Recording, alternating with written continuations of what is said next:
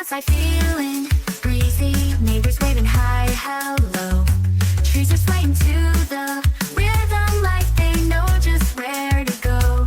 Ooh, life's a melody with the beat so sweet. Ooh, come along with me, feel the dancing feet. La la la, dreamland, we can do anything. La la la, hand in hand, come and join the flame. La la la, dreamland, let the music ring. Sun is setting, painting colors, golden light on all we see. Sharing laughter with some friends, making memories wild and free. La la la, dreamland, we can do anything. La la la, hand in hand, come and join the flame. La la la, dreamland, let the music ring. La la la, dreamland, every day's a brand new start. La la la, hand in hand, let the music fill your heart.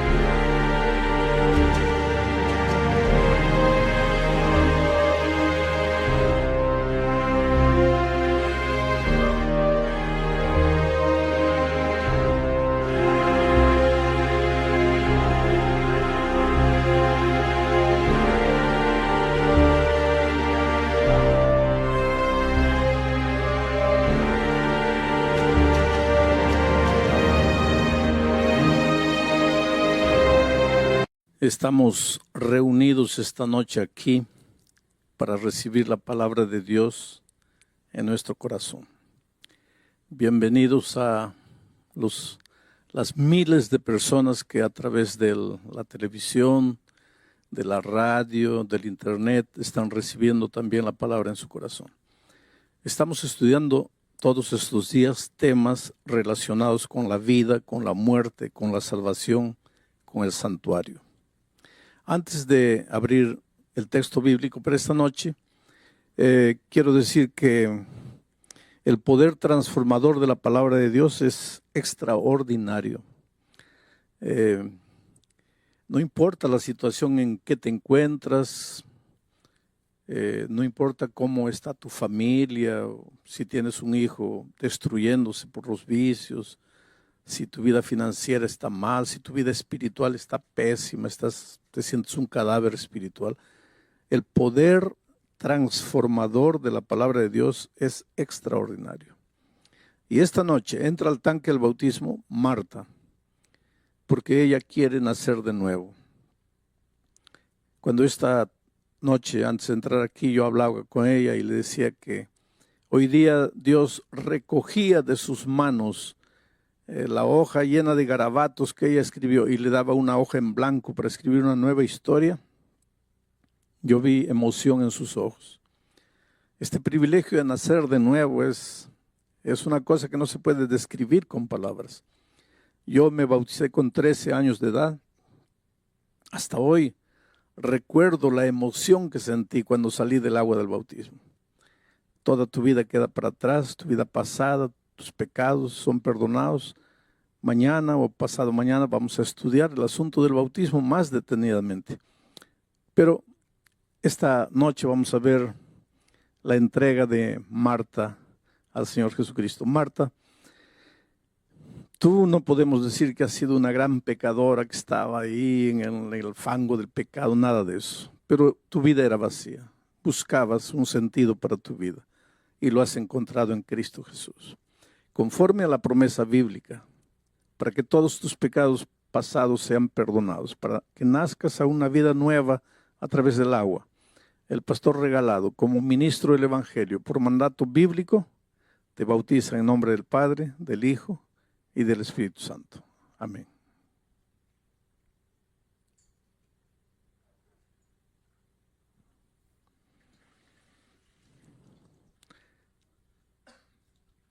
A mí me gusta decir, miren los ojos. Cuando las personas salen de las aguas del bautismo, hay un brillo de esperanza.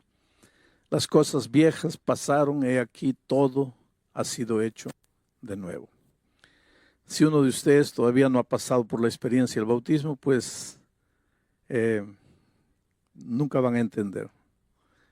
Porque para entender hay que vivir, el salir del agua y abrir las alas y volar por el azul infinito del cielo que Dios tiene preparado para nosotros.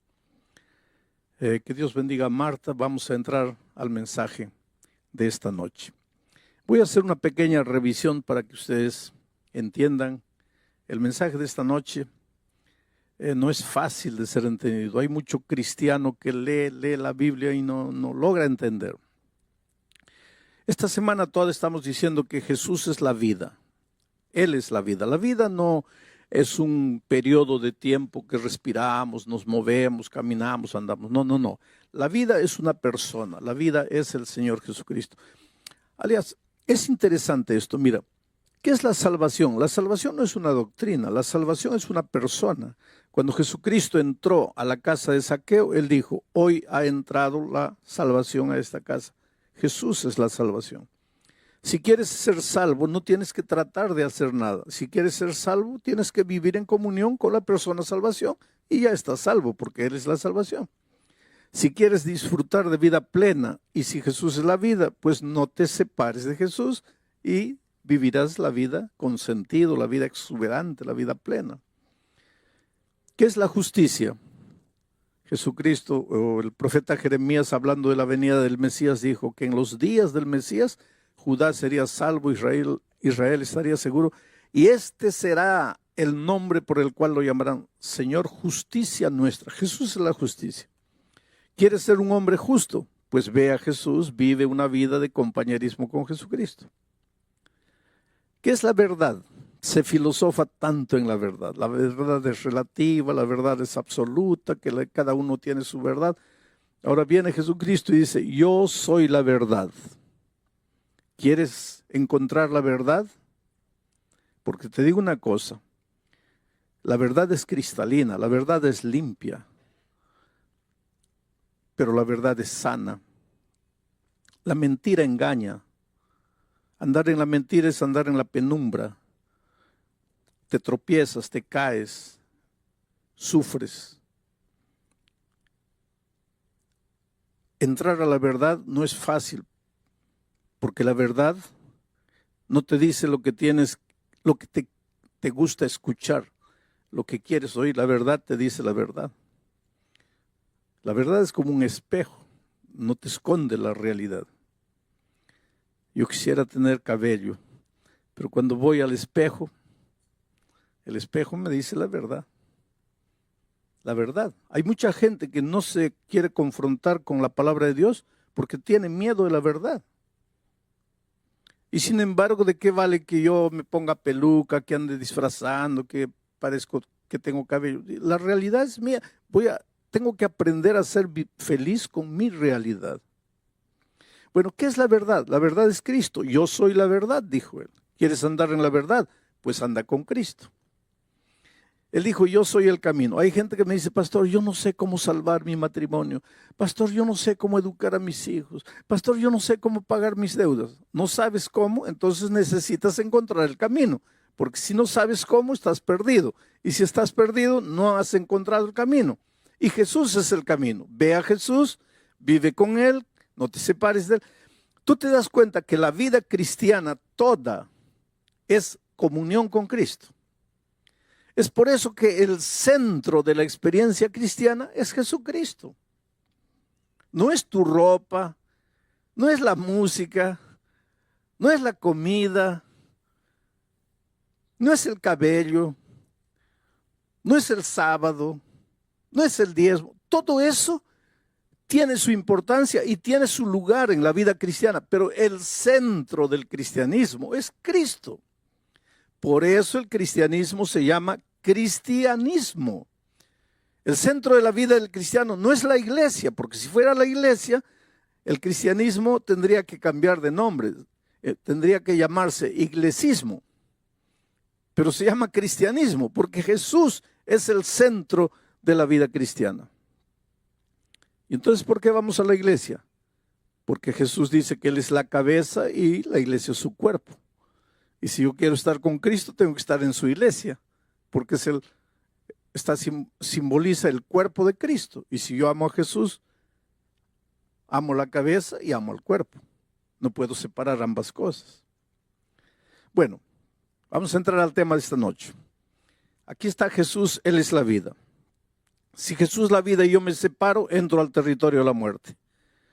No es una muerte instantánea, ya lo dije, es una muerte lenta, paulatina. Ojalá que fuera instantánea, porque si fuera una muerte instantánea, pues me separo de Jesús y muero.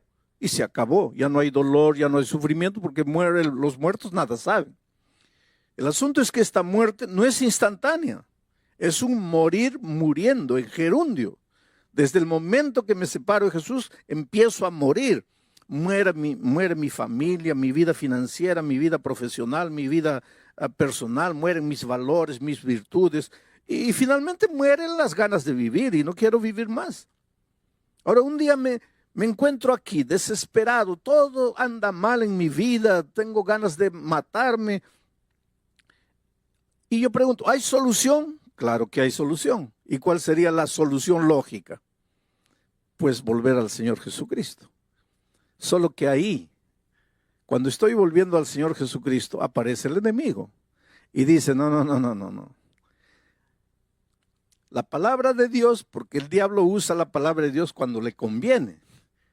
Ojalá que usara la palabra de Dios completa. No, él agarra lo que le conviene. Entonces dice, la palabra de Dios dice, la paga del pecado es la muerte. Y este pecó, por lo tanto tiene que morir. Tiene que morir. Entonces aparece la figura maravillosa de Jesucristo y dice, no, él merece morir porque Él se fue, voluntariamente se fue, entró al territorio de la muerte, merece morir, pero yo voy a morir en su lugar. Y Él ya no necesita morir, porque Él va a transferir todos sus pecados para mí y yo voy a ir a la cruz del Calvario llevando los pecados de Él. Él está libre, ya sin pecado, porque ya pasó todos los pecados para mí y yo voy a morir en la cruz del Calvario. Solo que este concepto teórico es difícil de entender por el ser humano. Por eso Dios le dio a Israel la orden, hágame un santuario. Y lo que sucede en ese santuario es la explicación práctica de cómo funciona la salvación. Y entonces anoche dijimos que en Israel, en el santuario de Israel, cuando un pecador reconocía que había pecado y reconocía que tenía que morir por causa de su pecado, agarraba un corderito inocente e iba al santuario, a la presencia del sacerdote, y colocaba el santuario en el altar, colocaba el corderito en el altar y levantaba el cuchillo. Pero antes de eso, antes de levantar el cuchillo, colocaba la mano en el corderito y transfería todos sus pecados para el corderito. Porque si hubo pecado, tiene que haber muerte. Él no quería morir, alguien tenía que morir. En nuestro caso, quien muere es Cristo. Pero para que los seres humanos entendieran de manera vívida eso, existía el sistema de sacrificios. El pecador transfería todos sus pecados para el corderito, que no había hecho nada, que no tenía culpa de nada, y después levantaba el cuchillo y el pobre animalito lo miraba ahí con sus ojitos y él tenía que clavarle el cuchillo y tenía que derramar la sangre y el pobre animalito se movía en los estertores de la muerte y el pecador entendía qué terrible es el pecado, qué terrible es alguien morir por causa del pecado. Pero en el plan de la salvación, el pecador no necesita morir, puede transferir su pecado a otro. En Israel, al Cordero. Y para nosotros podemos transferir nuestro pecado a Cristo. Y Él murió en la cruz como un cordero, fue llevado al matadero. Y como una oveja muda delante de sus trasquiladores, enmudeció y no abrió su boca, dice Isaías 53. Muy bien. Ahora vamos a entrar al tema de hoy.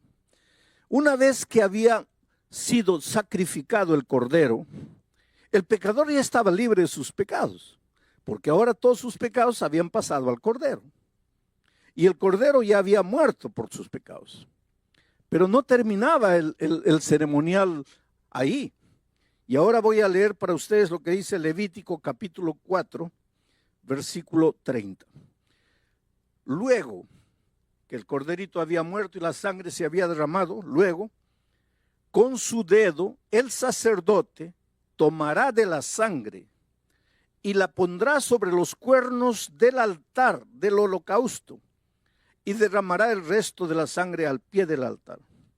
O sea, queridos, escuchen, una vez que el corderito había muerto, la sangre se había derramado, el sacerdote mojaba su dedo en la sangre del cordero y mojaba los cuernos del altar, la parte más alta del altar, y derramaba la sangre en el santuario. Y de esta manera, los pecados del pecador que habían sido transferidos para el cordero, ahora eran transferidos para el santuario. Y aquí viene lo difícil y lo que mucha gente no entiende. Pero ¿por qué tenía que ser esos pecados? Tenían que ser transferidos al santuario. Una vez por año, Dios le daba a Israel una orden. Y les voy a leer la orden que Dios le daba a Israel. Y esto se realizaba una única vez por año. Levítico capítulo 6, versículo 25. Dice así: habla a Aarón y a sus hijos y diles: esta es la ley del sacrificio expiatorio. En el lugar donde se degüella el holocausto será degollada la ofrenda por el pecado delante de Jehová. Es cosa santísima. El sacerdote que la ofreciere por el pecado la comerá en lugar... Antes quiero explicarles esto. Mira, una vez que el sacerdote mojaba su mano con la sangre y la colocaba en el cuerno del altar y derramaba la sangre, comía la carne del cordero. En una ocasión, 2 hijos de Aarón no comieron, quemaron el cordero. Y Moisés los agarró y les dio una reprimenda. Y les dijo: ¿por qué ustedes quemaron? No, porque pensamos que era mejor quemar. No es que pensaron. Es que aquí hay un significado. ¿Y cuál era el significado? ¿Por qué el sacerdote tenía que comer esa carne? Recuérdense que los pecados del pecador habían sido transferidos al corderito. Recuérdense que esa sangre, de cierta manera, estaba manchada del pecado del pecador. Esa carne también. Ahora los pecados eran transferidos para el santuario. Y el sacerdote también asumía de cierta manera los pecados del pueblo al comer de la carne. Ahora, todo esto va a tener sentido en los temas posteriores. Pero una vez por año, ya les estaba diciendo, una vez por año, miren lo que sucedía. Así purificará el santuario a causa de sus impurezas de los hijos de Israel, de sus rebeliones y de todos sus pecados. De la misma manera hará también el tabernáculo de reunión, en el cual reside entre ellos en medio de sus impurezas. Una vez por año tenían que purificar el santuario. ¿Qué día y cómo se hacía esto?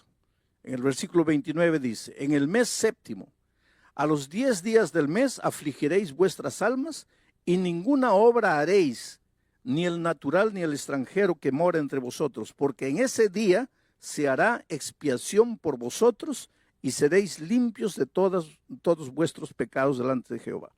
Muy bien, ahora voy a tratar de explicarles este asunto. Miren, cuando el pecador transfería sus pecados al Cordero, él se iba libre. Ya no tenía pecado, porque su pecado había pasado para él. Ya no necesitaba morir él, porque el corderito moría en su lugar. Pero a través de la sangre del Cordero, los pecados eran transferidos para el santuario. Los pecados no se evaporaban.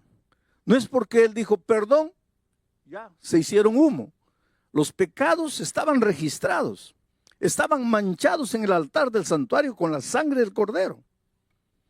Y por eso Dios decía, y una vez por año tienen que purificar el santuario. Quiere decir, ¿qué significa purificar el santuario? Tienen que sacar el pecado del santuario y llevarlo a su verdadero origen.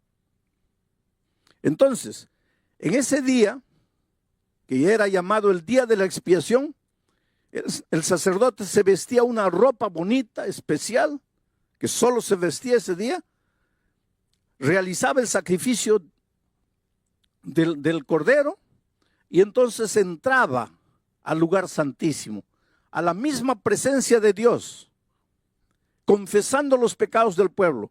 Mientras el sacerdote estaba haciendo eso en el santuario, el pueblo en el patio estaba orando, suplicando a Dios. Ese era un día de juicio. ¿Pero qué juicio? ¿Juicio de qué? Dios desde el cielo estaba viendo, ¿quién cree que este Cordero de verdad murió por sus pecados? Porque una cosa es creer con la boca y otra cosa es creer con el ser entero. Por eso ese día era un día de investigación.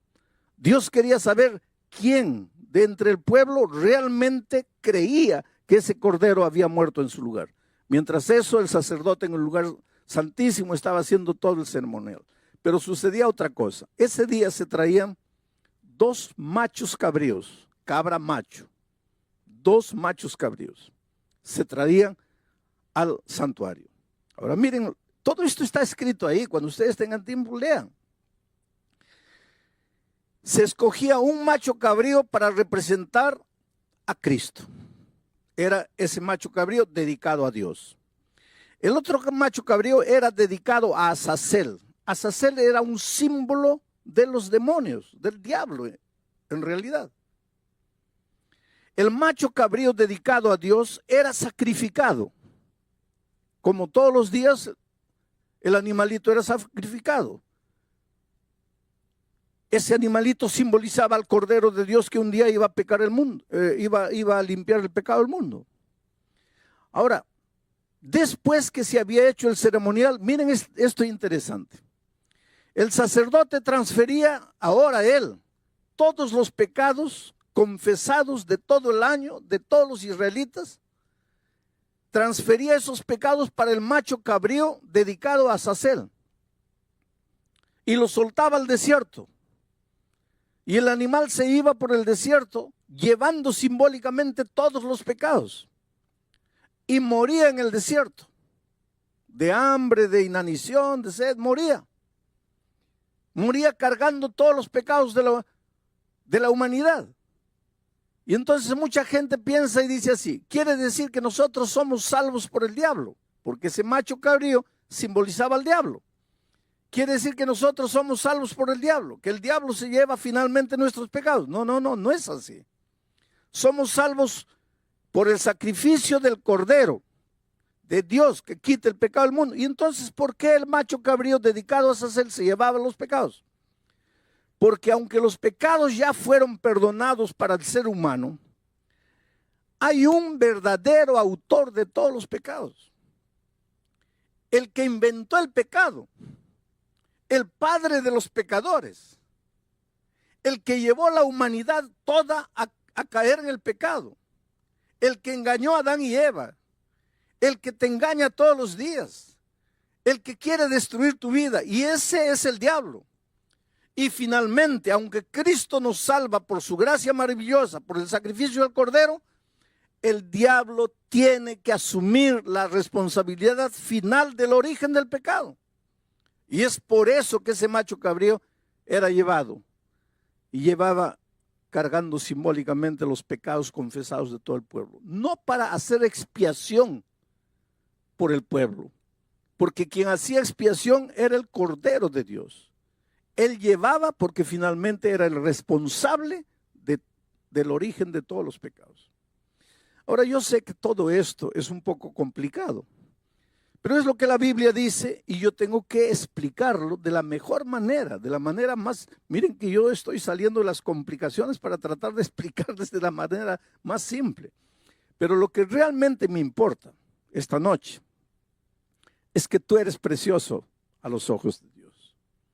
Es que Dios te ama y te voy a contar una historia de la vida real para ver cómo es el amor redentor de Dios y para mostrar que si un día te pierdes, va a ser únicamente porque quieres perderte, no porque caíste, porque caer todo el mundo puede caer, sino porque no creíste en el amor de Dios y en el poder transformador de Dios.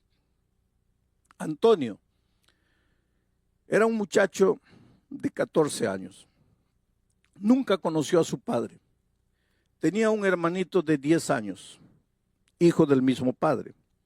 La madre, en su afán de poder educar a los hijos, de poder ayudar, se casó con un hombre perverso, un hombre malo, un alcohólico, que no trabajaba, solo bebía, golpeaba a la madre. La pobre madre trabajaba lavando ropa, salía de día, de mañana, volvía en la tarde cansada, trayendo el dinero que había trabajado y el hombre la golpeaba, le quitaba el dinero, se iba a beber. Era una vida de miseria y en ese ambiente Antonio fue creciendo, ya tenía 14 años. Hay una cosa interesante, queridos, los hijos crecen. Y eso es una cosa que nosotros tenemos que colocar en la cabeza. Los hijos crecen. El otro día yo estaba viendo una pareja que había sido invitada a un matrimonio de estrellas de televisión y la pareja quería ir, habían sido invitados, pero tenían una pequeñita de 2 años y no tenían con quién dejar a la niña. Y la señora estaba molesta y en un arranque de ira dice, ay, pero ¿cuándo crecerá esta niña? Y yo pensaba en mi corazón, ojalá que nunca creciera. Ojalá que se quedara con 2 años para el resto de la vida. Porque ¿qué trabajo te da una niña de 2 años? Que hay que cambiarle los pañales, que hay que acostarla, que hay que darle la comida. Ese es trabajo. Espera que tengan 14 años para que tú veas lo que es trabajo. Esperan que tenga 15 años para que veas lo que es dolor, lo que es sufrimiento. Y ahí te vas a agarrar la cabeza y decir, ay, ¿por qué creció esta niña? ¿Por qué no se quedó con 2 años? Bueno, este muchachito creció, ya tenía 14 años. Desde pequeñito vio a su madre ser golpeada por aquel hombre que no era su padre. Vio a su madre ser abusada y fue creciendo con odio en su corazón hacia el padrastro. Y un día el hombre llegó, golpeó a la madre, le quitó el dinero, se fue a beber, volvió completamente ebrio, se acostó en el sofá, estaba durmiendo. Y este muchacho pensó así, lo voy a matar, lo voy a matar. Y fue y agarró un palo enorme y vino, aprovechando que estaba durmiendo, y él pensó así, pero tengo que darle un golpe, porque si en el primer golpe no lo mato, él se levanta y me mata a mí. Y agarró con toda la fuerza y golpeó, pero pues le falló el tiro. El hombre, el borracho, se despertó y ahora él vino encima del muchacho. Y él tuvo que abandonar esa casa definitivamente. El hermanito de 10 años corrió atrás de él. Y allá en la esquina de la casa le dice, ¿ahora qué vas a hacer? Y el muchacho de 14 años, el hermano mayor, le dice, mira, me voy, porque este tipo me va a matar. Me voy. Y el hermanito de 10 años le dice, pero mira, llévame contigo, porque él la va a descontar conmigo, llévame contigo.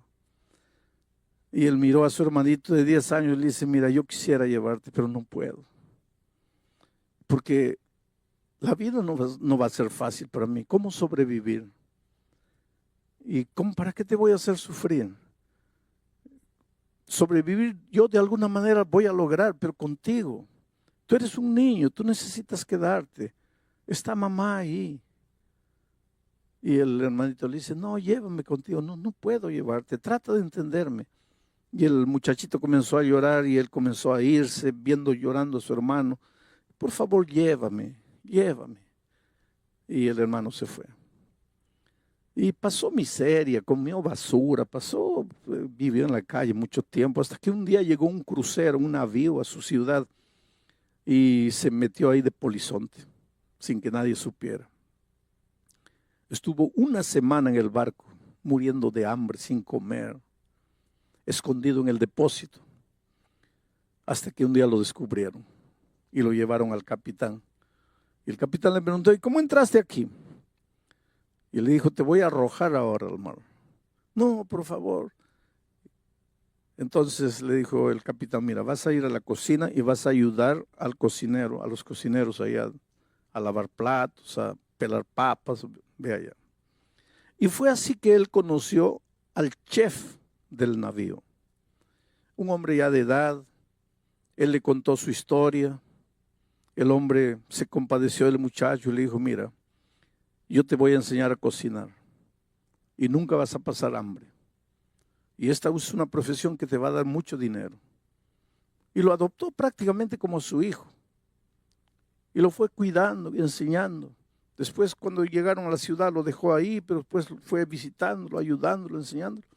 Y este muchacho de 14 años continuó creciendo y se volvió un tremendo chef internacional, viajaba por el mundo todo, ganó algunos concursos, se llenó de dinero y decidió volver a su tierra, a México, a buscar a su madre, a su hermano. La madre había muerto, tuberculosa. Encontró a su hermano, una piltrafa humana, drogado, viciado. No era nada, era una cosa, era un objeto. Vivía en ese barrio con los drogadictos ahí. Y lo peor para él fue cuando el hermano le dijo: mira, ¿qué viniste a hacer hoy día? ¿Quieres ayudarme? Un día yo te supliqué, un día yo te imploré que me llevaras contigo y no quisiste. ¿Qué vas a hacer ahora por mí? Y cuando yo pienso en lo que Jesucristo hizo por nosotros, yo conocí a este muchacho Antonio, y cuando me contó su historia me dice: pastor, mientras mi hermano viva allá donde vive, en medio de la basura, yo jamás voy a poder ser un hombre feliz. Yo estoy muriendo por dentro. Yo maté a mi hermano. Mi hermano está ahí porque yo no lo llevé, porque yo lo dejé, porque yo lo abandoné. Pero queridos, si un día uno de ustedes se pierde, si un día tú te pierdes, por favor, jamás digas que Jesús te abandonó, porque Él sí dejó todo allá en el reino de los cielos y vino a buscarte. La otra noche dije, cuando Adán y Eva pecaron, ¿qué cosa eran esos dos seres humanos en medio del universo gigantesco? Millones y millones de seres no caídos, de ángeles fieles. ¿Qué cosa era Adán y Eva? Dios podría abandonarlos, dejarlos ahí para siempre, perdidos. Hubieran muerto y se acabó esa raza rebelde. Dios podría haber creado otros mundos, otros hijos mejores. Pero Él dejó todo en el reino de los cielos y vino a esta tierra. Porque tú eres importante. A veces golpeado por la vida, a veces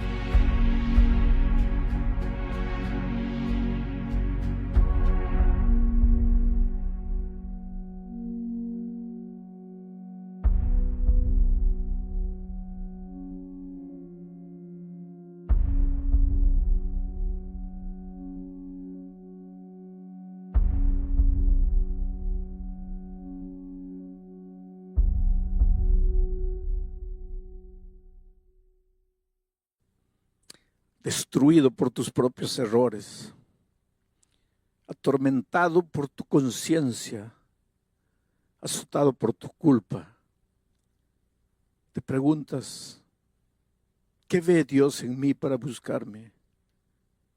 Yo no sé, jamás lo sabré, porque yo no sé qué vio Dios en mí para buscarme. Una cosa sé, necesitas parar de correr, necesitas dejarte encontrar por el Señor Jesús. Necesitas confiar menos en tus fuerzas y más en el amor maravilloso de Jesucristo.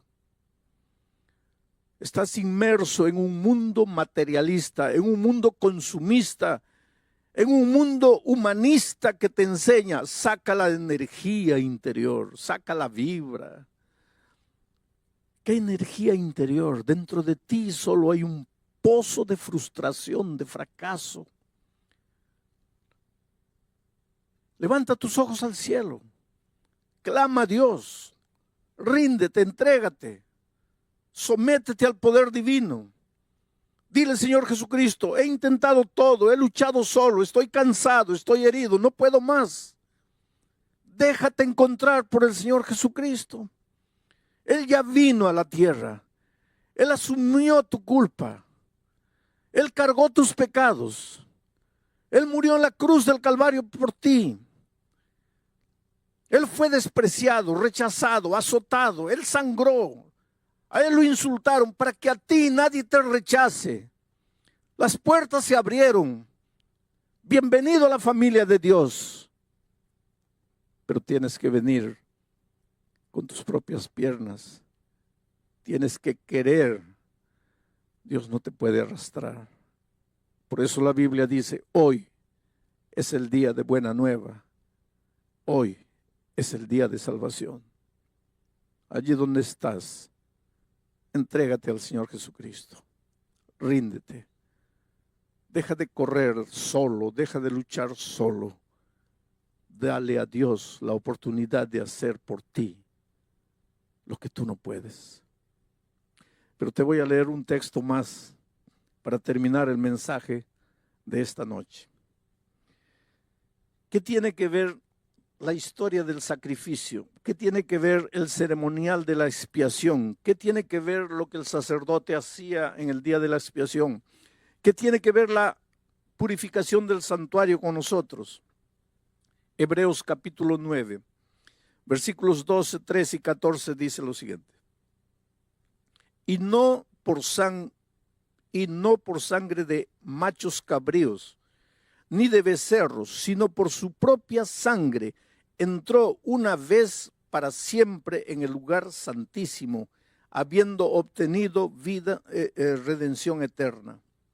Porque si la sangre de los toros y de los machos cabríos y las cenizas de la becerra, rociadas a los inmundos, santifican para la purificación de la carne, cuanto más la sangre de Cristo, el cual mediante el Espíritu eterno se ofreció a sí mismo sin mancha a Dios, cuanto más limpiará vuestras conciencias de obras muertas para que sirváis al Dios vivo. Obras muertas. Oh querido, todos esos animalitos que eran sacrificados en el tiempo de Israel simbolizaban al Señor Jesucristo.